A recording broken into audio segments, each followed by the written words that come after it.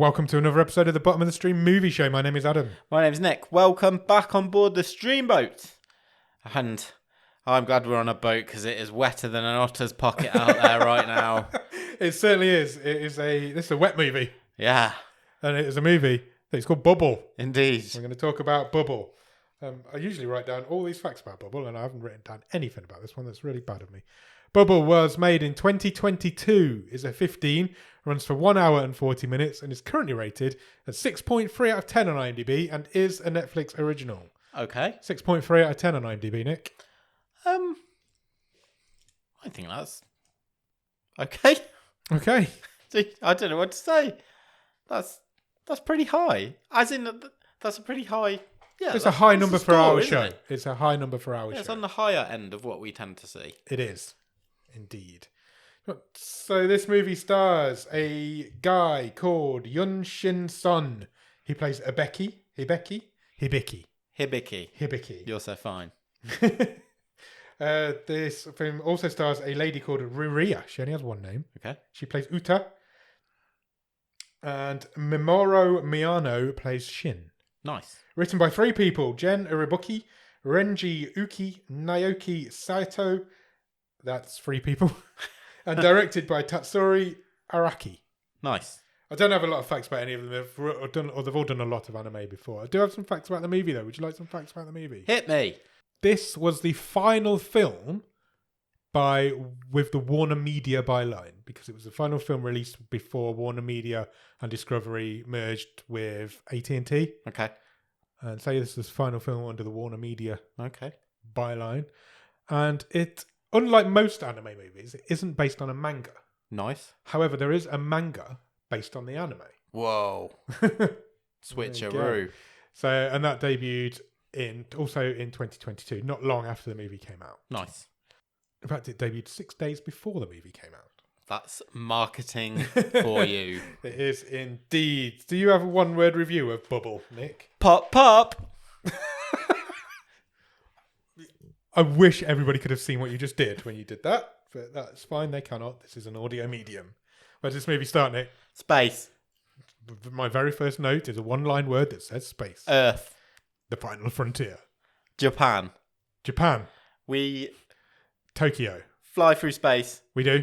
Through the solar system, galaxies. Yep. Through the rings of Saturn. Yep. Then we see Earth. We know it because we know what it looks like. And then we go into Earth. Yeah. And then there's Japan. Yeah. And that's where we are. Specifically Tokyo. Yes. Very beautiful swim through space that we did there. Yes. And we meet a guy who is underwater. The whole city's underwater, mate. Everywhere's underwater. So I said, mate. Mate. Everywhere's underwater, mate. But we meet a guy who's underwater and he's unconscious. And then he wakes up underwater, still being unconscious. And a girl swims up to him.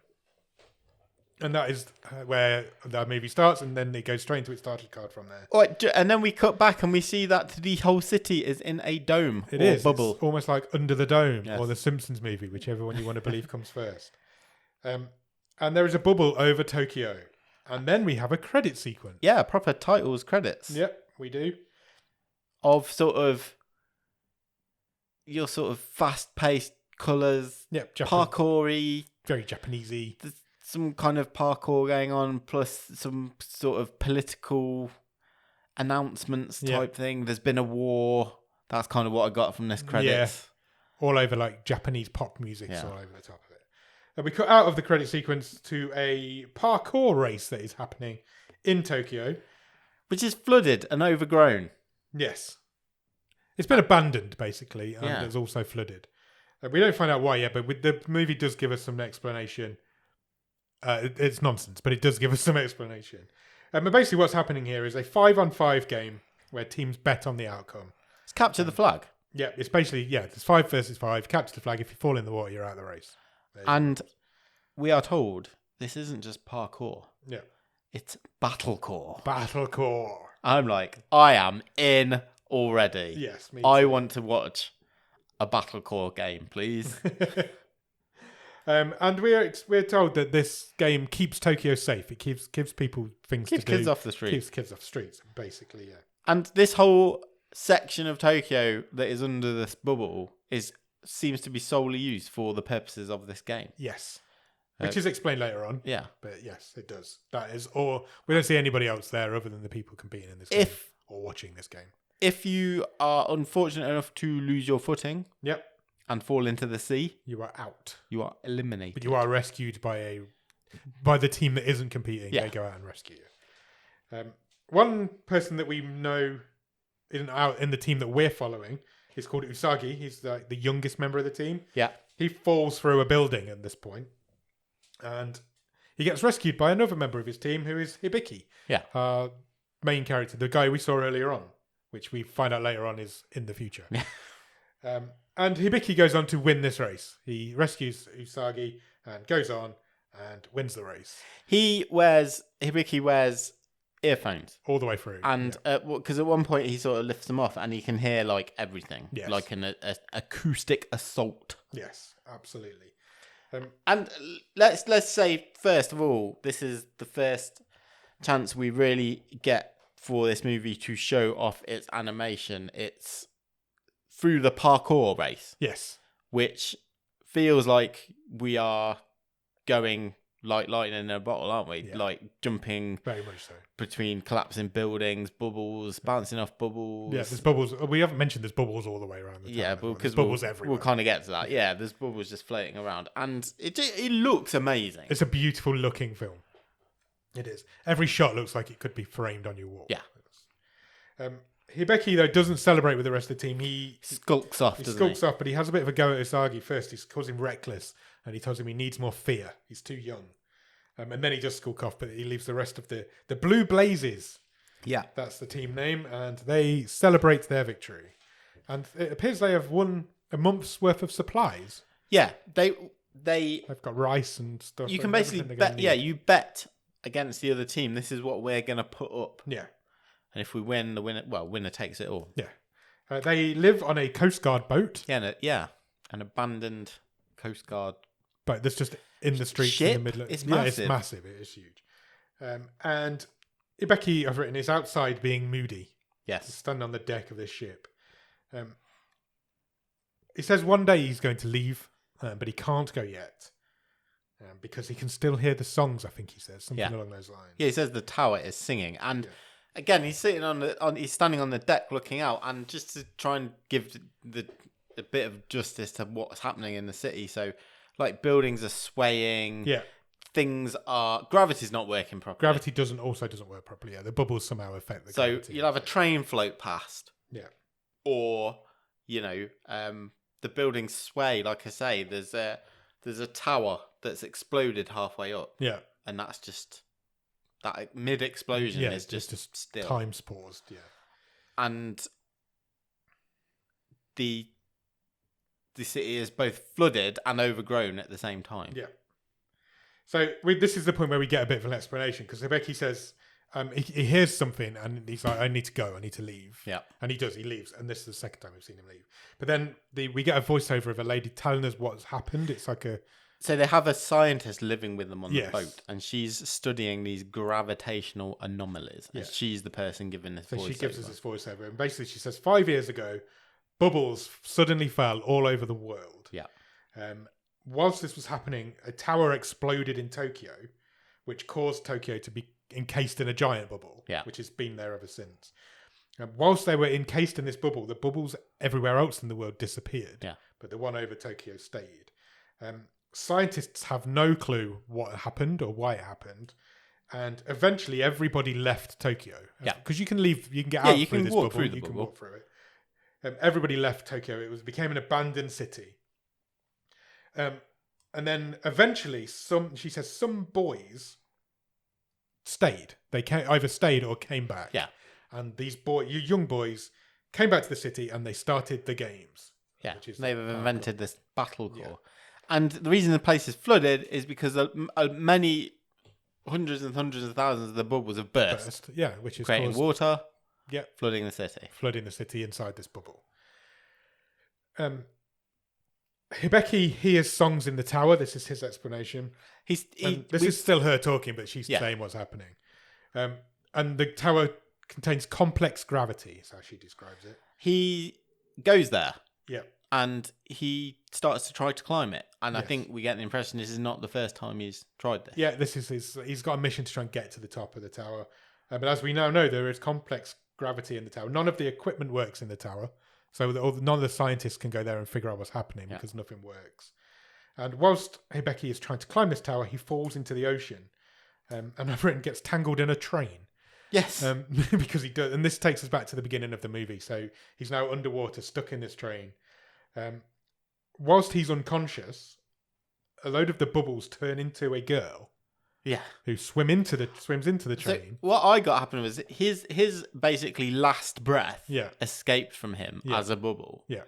As one of the, let's call them alien bubbles, Yeah. was floating down through the water. The Yeah. two bubbles met, Okay. and this girl appeared. Yes, and she did. And Hibiki kind of like, well, she swims, Yeah. gives him air, kisses him, Yeah.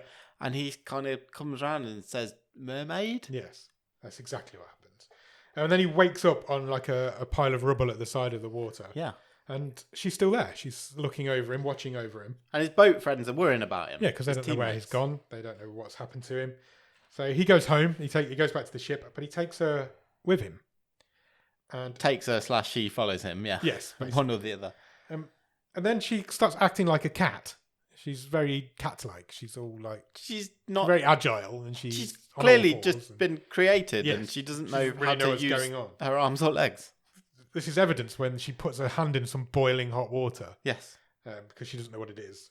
So they decide, look, this girl can't live on her own. We'll let her stay. Adopt her. They basically quite the team quickly. adopt her. They call her Cat Girl, yeah, because Yeah. she sort of bounds around Yeah, she's like crazy. like animal runs, doesn't she? That night, she watches Hibiki sleep. Wanders around the boat, doesn't Yeah. she, and prods stuff. Like, and- stands right up in his face, watching him sleep. The next morning, they all wake up and they start their training regimes Yeah. of parkour training. And she spooks the chickens because she goes to investigate what they are. Yeah, she goes and smushes all the eggs. Yeah. And Hibiki's sort of training on his own in his room. Yeah, he's a bit of a loner compared to the others. He doesn't train with the rest. She kind of entices him out, I Yeah, guess. she gets him out. It's lunchtime. She eats a lot of lunch. And they decide they need to give her a name because she doesn't have a name. So they decide to call her Uta because it's something to do with songs or singer-songs Yeah. or something like that. And then we meet Shin, who comes in for the first time. He's like their coach. He's like the he was daddy, on the yeah. sidelines in Yeah, the he was. game. He's at kind the of in start. charge of the games as Yeah. well. But he's an older guy. He's their coach and I feel like tactician, he's isn't like- he? Been there since the start. Yeah. He's kind of in charge. And he out loud wonders if Uta could do parkour because she's very agile. She's like, I wonder if she could be part of the team. I've written here, I think he's in charge. He definitely was. Also, we find out at this point that he lost a leg. He's lost one of his legs in the tower. Yeah, in a presumably dangerous parkour accident. Yeah, in the tower. So that's also why he's kind of retired from parkour now. And he says he sticks around to keep the others safe. He could leave, but he kind of sees it as his calling to keep everybody else safe. That's his team, isn't it? Yeah. And then we cut straight to another race. This time they're watching. They're not in. They're not in it. They're watching. But Shin still starts it and is kind of in charge of it. So I feel like he's in charge of the whole League. thing. Yeah. This is the Mad Lobsters versus the Morticians. Sometimes they're called the Morticians. Yeah, Sometimes it's called the Undertakers, Yeah. which I know is basically the same word, but I would have just thought the dub would have picked it up. Yeah, I don't know if it's... because the subtitles were doing the same thing as well. Oh, So were I had the they? dub and the Oh subtitles. no, I did. I didn't notice it on the. Yeah, they were both doing the same thing as well. So, don't know. Maybe it's a Japanese. Maybe it's a similar word in Japanese. I don't know. But so it's the Mad Lobsters versus the Morticians. But the Morticians have some sort of crazy tech. They've got rocket boots. Yeah, which And how feels is like this fair? cheating. Yeah, But there's no rules in this game. There's So- not like it's an official league. I get that gravity's weird. So one of the reasons I think they use this space for parkour is that they can jump.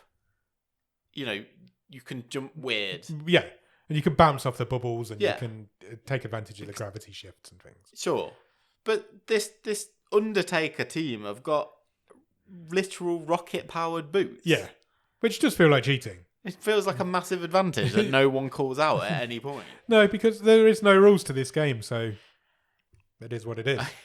Anybody could have had these boots. So they win quite easily this next match. They do. Then the scientist lady, whose name I have got but not yet, it begins with an M. I've just called her Science. She reads Uta the Story of the Little Mermaid by Hans Christian Andersen, which this film is an absolute adaptation of. This is an adaptation of The Little Mermaid. Yeah, yeah. 100%. Yeah. And Uta realises this because she's like, oh, that makes Hibiki the prince. Yeah, she says, I'm the mermaid, because she can now talk. Yes, for some reason she's suddenly got this voice. And she says that to him. She's like, you're the prince, I'm the Little Mermaid. And that kind of freaks him out. And he then goes and does some parkour to just get away from her. He kind of runs away from her. But she follows him. And he realises, actually, she is quite good at parkour because she's keeping up with me here and I'm the best in the world. So he starts like training her. Yeah, so we get a kind of a montage of the whole team training and she's making bubble animals. Yeah. She's reading. She's developing as a person. She's becoming a person. But they're also being spied on by the Morticians, who are presumably their next opponents. Yeah. This is quite a long montage, but it's a good montage. Yeah, it's all right. The Makoto is the lady who is the scientist because she then teaches them. She does their education as well. She's trying to educate these people, and she teaches them about how the Earth always she calls it gathers then bursts. It rebirths and dies and rebirths constantly. It's always done it and always will do it. And she's kind of like teaching them that. And then we find out that Hibiki has a secret garden, which he tends to himself and nobody else knows about. It's beautiful. It's beautiful. There's flowers and it is a really nice shot as well. But Uta follows him there and he finds it and she asks him about it. And he says, look, this is my place. So I don't want any of the other guys to know. Just don't tell anybody about it. While she's there, she finds a seashell. Now, the whole of Tokyo is covered in an ocean, but it isn't the sea, as we have learned. So seashells in Tokyo are very rare, according to Hibiki. And she can hear waves in this, which is making her feel like a home because she was born underwater. And Hibiki then tells her his story a little bit. So when he was younger, before the world ended or changed or whatever, he was constantly scared of the noise of the city. So he was hypersensitive. So he was one of these kids who walked around with noise-cancelling headphones. Yeah, his mother brought him some noise-cancelling headphones when she realised what it was. And he was also in the tower, when it exploded. Yeah. And they were on like a school trip when the bubbles fell. When the bubbles fell and the tower exploded. And he survived this. Many people didn't. He says, I heard a song. I heard a song. Even back then, he could hear this song. And he's always heard this song ever since.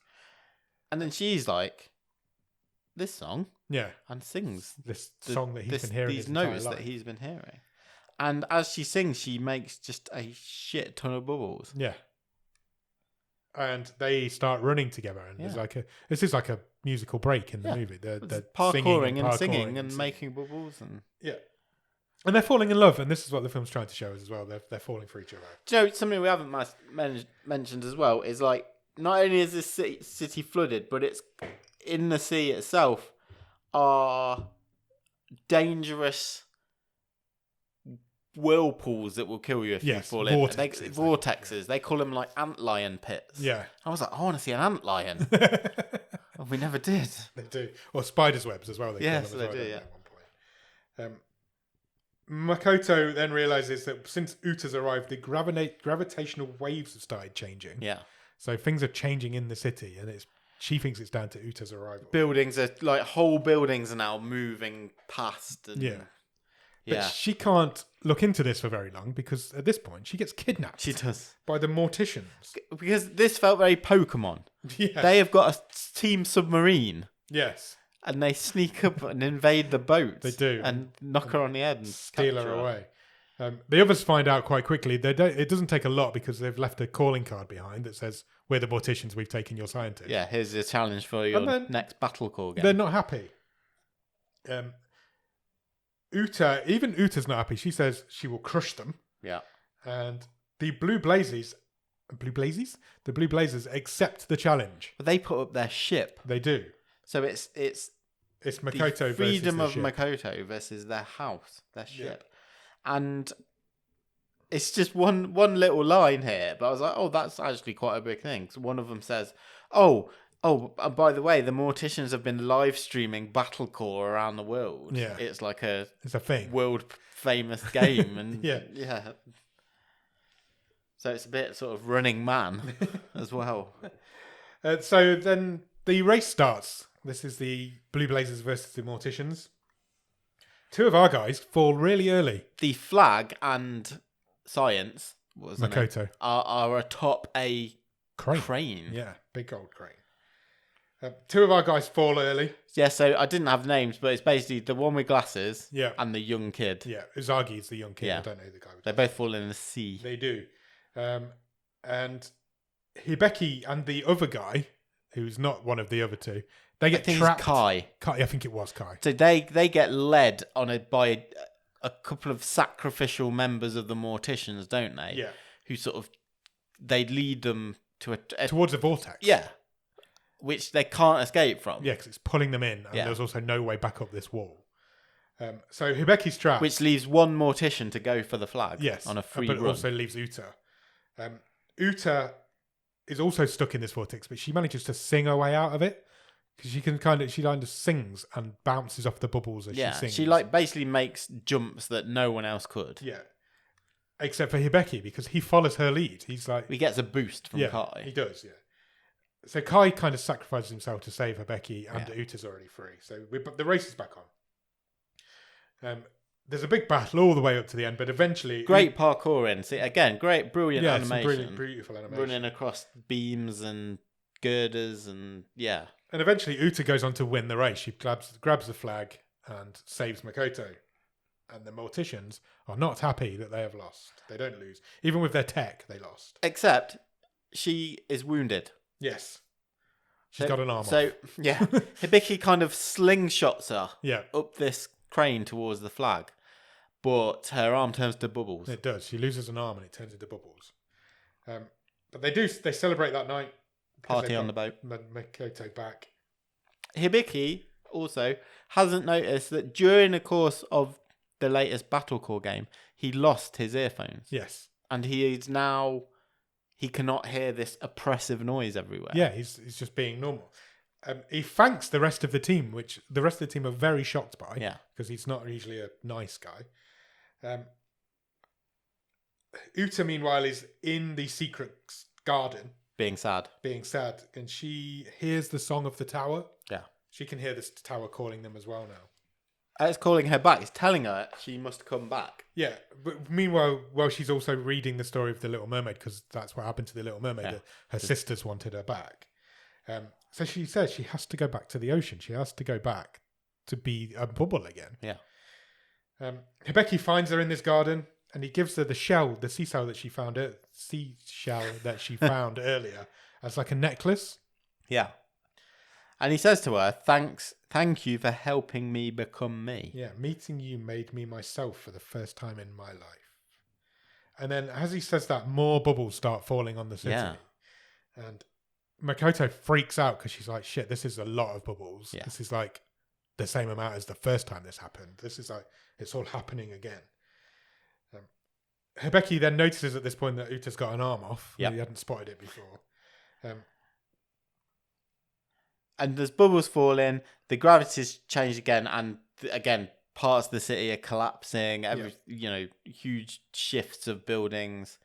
And he realizes that the song was Uta all along. This is where he figures it out. He's like, it's always been you. And he says, today is the last day that...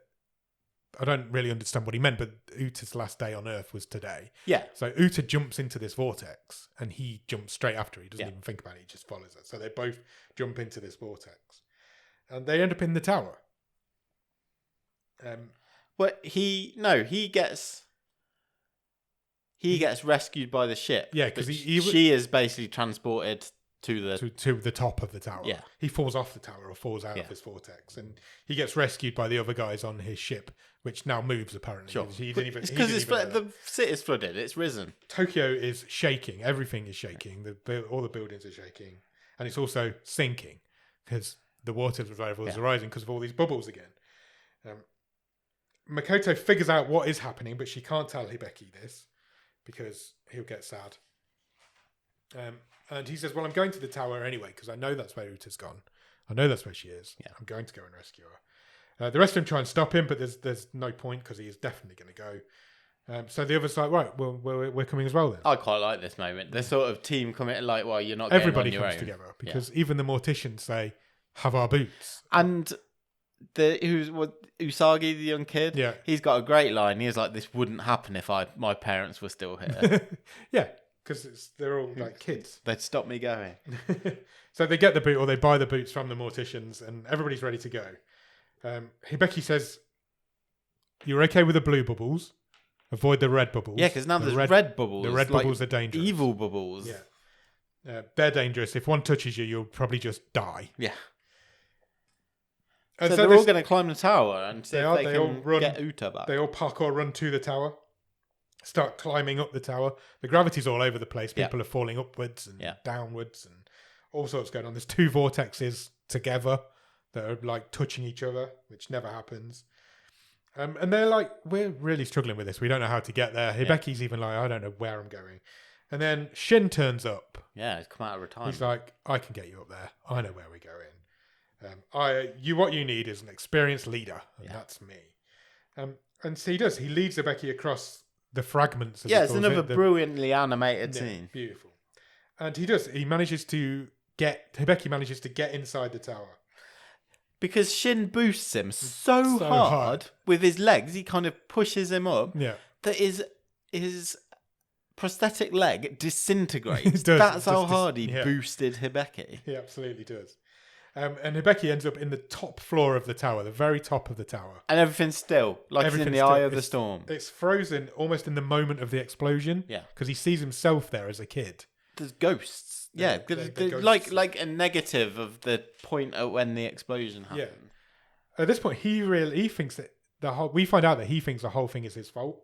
Because he thinks he angered the bubbles to start with. I thought that was a leap. Yeah, it was a little bit. Because he could communicate with the bubbles from the very first moment. Because he could hear the song. Because he could hear the song. And he put his hand on the glass and the bubble came to him. But Uta protected him. So he realises that it wasn't his fault. He said, he realises that she'd saved him once before. So in the explosion, she kind of when he was halfway up the tower, he then remembers just waking up on the floor. This is how he survived the tower. And then he sees Uta in a big bubble in the distance, but he can't get to her. She's like hugging a shadow version of herself, who she calls her sister. Yeah. The others are still outside, think the tower's about to collapse. And Uta then leaves her bubble to get to him. She's like, she kind of jumps out of this bubble at him. He gets hit by a red bubble. Yes. So he's hurt. Yeah. Trying to get to her. So she breaks free from this grasp of her shadow sister. Meanwhile, the tower does start collapsing. Yeah. It's starting to fall over. So there's another montage moment of them two running up this falling tower. This is because the alien being was mad and it was just like, all right, that's it. I'm just destroying the whole place. But they run up this. There's like a montage of them running up a falling tower, which is also, again, really cool. And then we see the bubble over Tokyo just burst away. Yeah. Just like a bubble pops. And they eventually fall into the ocean together. They fall for ages and ages, and Hibeki doesn't really notice that Uta is becoming less and less. Yes, she's lost her other arm, she's lost her leg. She's basically just a body and a head. She's returning to bubble form, and eventually she does completely return to bubble form. She turns to bubbles and floats away. Well, they end up on a sort of couple of rocks, don't they? And she says, "I'm turning back to foam, back to the sea." I thought it was quite sad. She says, "This is all because I met you." Yeah. He screams her name, and then all the red bubbles turn into blue bubbles. Yeah. So all the red bubbles are gone, and then they all start floating away. I guess because she is now back where she's supposed to be. She's in charge of these bubbles again. And Makoto over the voiceover says the cycle of collapse and rebirth continues. And then we cut away to a little bit time into the future, I think. And it says Tokyo begins to rebuild. But it is time for another race. They're rebuilding the city. There's cranes everywhere. Yeah, so the flooding's now gone. They're still parkouring, but it's as the city is being rebuilt. So they're running over cranes and up construction sites. And as Hibeki is running through these, doing his parkour, there's a blue bubble is following him. Singing the song. And he smiles and she's still there. And that's the end of the movie. Thoughts? I really liked it. It's weird. It's fucking mental. But this is a lovely concept, isn't it? Just as someone's gone, fuck, it would be really cool to do a movie with loads of parkour if like Tokyo was half flooded and half covered in beautiful flowers. Yeah. It's a great concept. Yeah. I know what you're going to say. I know my feeling's quite the same. It kind of feels like that all came first and then the story was worked around it. I'm going to put it out there. I didn't like it. I didn't think you'd go that far. I thought it looked beautiful. I think the animation is great. I think the story is really limited. It's just, and I didn't like it. I don't know what it was about it. I just didn't think much to the story. I liked it after what we've had the last couple of weeks. I was like, I'm quite enjoying this. That's fine. I thought it was a fun. There was that much going on, and it was that good to look at. I thought it went pretty quickly. It's not. It's light. It's fluffy, isn't it? It is in fluffy terms of story and. It isn't my sort of thing. I mean, I feel really loath to say this, but I was quite bored. Were you? Yeah, and I know I'm going to take some stick for this because there are people that we know who are going to absolutely love this and do absolutely love this movie, but I don't know if it's not for me or what. But I've enjoyed anime movies before. The others we've done on the show, I thought they were all really good. Something about this one just didn't work for me, and I can't even really tell you what it was. I was just a little bit bored of it.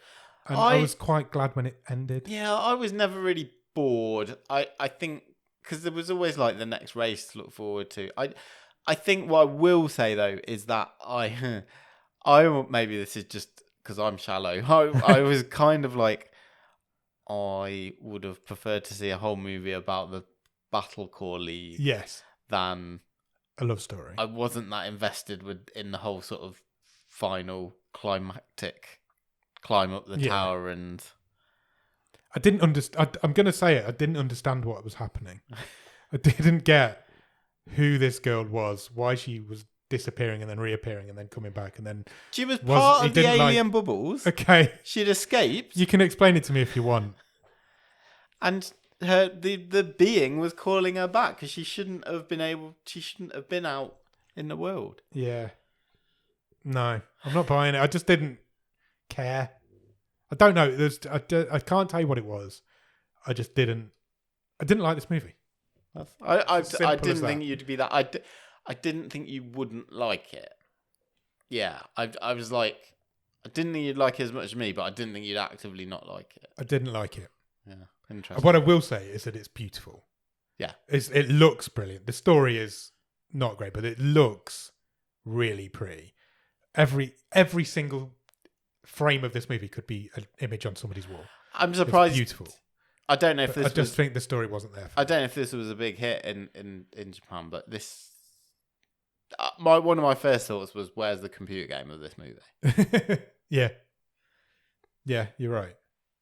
And because I just think that's what the concept lends it to. I don't know if I had to suspend my disbelief of like alien bubbles a bit too much, but I don't know. There's just something about it that didn't grab me, and it just doesn't work for me. I don't know why. That's fine. You're allowed to say that. Good. Okay. What's the best thing about it? It's 100% the animation. It's just, in this anime movie, yeah. Yeah, it's just beautiful. It looks great. The design's great. The characters are good. Yeah. That as in design. I don't know why Ebeki always had to have his midriff out. He's got this like crop tracksuit on the whole time. His belly button was always out.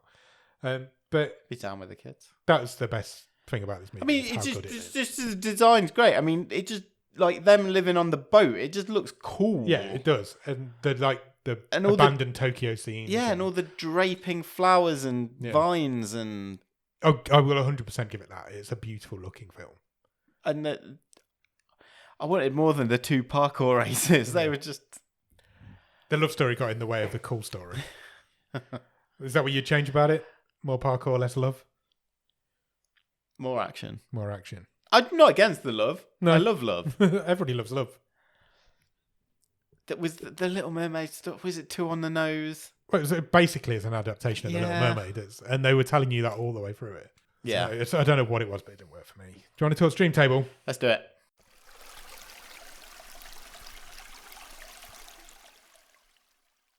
Currently, there's 5 films in the stream table. Do you want me to read through them all? Sure. At number 5 currently is Riptide. At number 4 is Hard Feelings. At number 3 is Hypnotic. At number 2 is The Girl in the Yellow Jumper. And at number 1 is The Call. I think this is really obvious for me where this goes. You're going to say third, aren't you? Yes. I think it's pretty... Yeah. Clear. I can't... As much as I've just said I didn't like this movie, I agree with you because there's a huge... I think it's the third best movie we've seen. Yeah, it is. Because there's a huge gulf between number 2 and number 3 currently. And it just slot in there nicely. It's better than Hypnotic. It's not as good as the top 2. It's not as good as the top 2. Yeah. But I feel like you've got that in a lot higher third position than I've got it in. It'll all come out in the wash. But it will have to all come out in the wash at some point. At some point we're going to have to argue about this movie. It just isn't today. No. It's as simple as that. Third? Yeah. I think this has been a pretty... I know we're 6 movies in now. This has been a pretty easy table so far. It is, isn't it? Pretty clear cut. We need something to put the cat amongst the pigeons. There's been no cats. Been no cats or pigeons amongst these pigeons. So, I mean, we are running really short in this one, but shall we pick next week's movie? Why do you think that is, though? I don't know. It's a good question. Let's pad some time. No, it's not. No, I know what you mean. But there isn't a lot that happens in this movie because there's a lot of like slow, lovey-dovey scenes. There's lots of montages. When I said the Morticians and the Lobsters, I was like, the Morticians won that race quite quickly. Like, there's 10 minutes of the movie. Yeah. It goes on for ages, but it's just them two dashing around and running around and what have you. All 3 races are probably 5-10 minutes each, but there's not a lot we can talk about in them. No, because this is an anime. It relies on. We said the story is light. It relies on itself as a visual spectacle. Yes. The story is light. The story does feel like it has come second. There isn't a lot for us to talk through in this movie. And I'm not going to try and do it justice by saying, describing in detail Mortician number 1. Yeah. Leaps from girder to... Yeah, we're not going to do that. If you're interested in that, go and watch the movie. It's not what we're here for. But and you wouldn't recommend it? I'd almost be like, that's difficult. Watch 10 minutes of it to see how beautiful it looks and how well animated it is. I feel like I wouldn't recommend it because I don't know many people that are into anime movies. Sure. So, and if I was going to say recommend an anime movie to somebody, it wouldn't be this one. Yeah. So, but if you're into anime movies and you haven't seen this, then you go and watch it. Yeah. But it's just I've not seen many. I've only seen the ones we've done on this show. I've never deliberately gone out and watched an anime movie. And they've all been very different. And they've all been very the different. ones that we've seen. Yeah, they have. This one's probably most like what was the love story? The other love story one with the girl and the boy. Oh, but yeah, but that was... There was more like that than the others I was going to say. It's not like Ganzo, is it? Or what was it called? Voice, something about a voice. Silent Voice? I can't remember. We need that poster on this table. It is called a Silent Voice. Silent Voice. It is called a Silent Voice. But that was a real movie. It was. It was anime. It was an anime, but it wasn't... It's as close as we've done to this on the show before, and I would recommend that over this. I suppose that's where I was going. It was quite close to it in style, but that's just... And it's it's a love story. I don't know I don't claim to know anything about anime. I don't really have any interest in knowing anything about anime. I like that it's out there, but it's not the sort of movie that I would go out and watch. It had the by hook. Choice. It had the hook. It didn't have the depth, did it? Yes, agreed. And I thought, like I said at the start, I didn't say... as I was watching it, I was like, yeah, I'm quite enjoying this. But I wasn't. I was like, I'm quite bored by this. When's it finished? But I don't know if I'm like... I'm just enjoying looking at it because it's really pretty. Oh, well, I will not deny that. It is beautiful. It's a really good looking film. Okay. Right, we need to call on Robin. Next week. I still not have my action film. Oh, you just had a movie about parkour bubbles. Hardcore balls. Hardcore balls. We had a bit of audit on the long list this week, didn't we? Yeah, we have a bit. Added a few new films. We took a few out. Yeah. So there was a few still on Robin's list that are no longer That on he'd already- Netflix. yeah, there was, and ones that he'd already chosen for us. So yeah, we've reduced it down slightly. So I will press Robin's button and see what he gets. So you ready? I am. He has picked us a movie called Finder's Fee. Okay. Any ideas? None whatsoever. No? Okay. Finder's Fee is from 2001. Okay. A 23-year-old movie. Do you want to know who's in it? Yes, please. Eric Palladino, Okay. Ryan Reynolds, Really? really, Matthew Lillard, very 2001, and James Earl Jones, Darth Vader. Darth Vader himself. Amazing. I've never heard of this movie. Nor have I. Would you like a synopsis? Yes, please. After finding a wallet in the street, Tepper calls the owner. Why does it say the owner twice? Tepper calls the owner in order to return it. After making the call, however, he discovers that the lottery ticket inside is a $6 million winner. To add to things, his friends are on their way over for their weekly poker night, and the group tradition is to bet their lottery tickets. When the wallet's owner shows up and joins the game, who will walk out as the winner? Okay. So you up for a 2001 Ryan Reynolds movie? Yeah, why not? Why not, That's man? very random. It's his first appearance on the show. Surely. How old would Ryan Reynolds have been in 2001? I have no idea how old Ryan I have Reynolds no is. idea how old Ryan Reynolds is. Me neither. He would have been 35.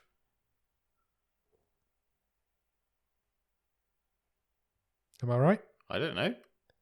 No. 25. 25. 25. Fine. Ish. Right, yeah, so go out and watch Finder's Fee. And in the meantime, check us out on Instagram and Letterboxd. Our username is at BATS_podcast.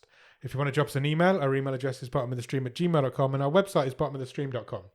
On our website, you will find every episode we've ever recorded, all of our stream tables, loads of other cool stuff, and you can even get some merch if you want to buy a bottom of the stream. Bubble machine. I knew you were going to say bubble machine. There was nothing else you could have said there. After you've done all of that, head over to Patreon, patreon.com/bottom of the stream. On there, for £5 every month, you will get early access to episodes. You'll get bonus episodes. You will get a special access into our Discord. You will get a wild card, which means you can give the Robin the week off. Pick our movie, and if you pick the best one of the season, we'll give you a prize. And then when you've done all of that, head over to Discord. The Discord is a wonderful group full of wonderful people who will literally talk to you about anything. That we play games, we do watch-alongs, we have loads of cool times. Everybody's great. Come and join the Discord and be our friend. Yes, we have only had one wild card played so far. We this have season, indeed. and that is the movie that currently sits top of the stream table. Does indeed is. The There are core. four more in play. Yeah, Yeah. No, 5 more in play. 6 wild cards in total. sure. So yeah, get playing wild cards, people. Okay, great. If you can spare a few minutes, please consider leaving us a rating or review anywhere you can review or rate podcasts. That is all your usual places like Spotify, Apple Podcasts, Podchaser, Podbean, all the big ones, all the small ones. Just come and find us. Tell your friends. It really helps get the word out about this show. It certainly does. And we want more people in our Discord can come and watch the sequel to Llamageddon with us. Yeah, and the follow-up to Spaghetti Man. So yeah, do all of that. Go out and watch Finder's Fee, and we'll be back on Monday for The Wave and next Thursday for the movie show. Cheers! Bye-bye.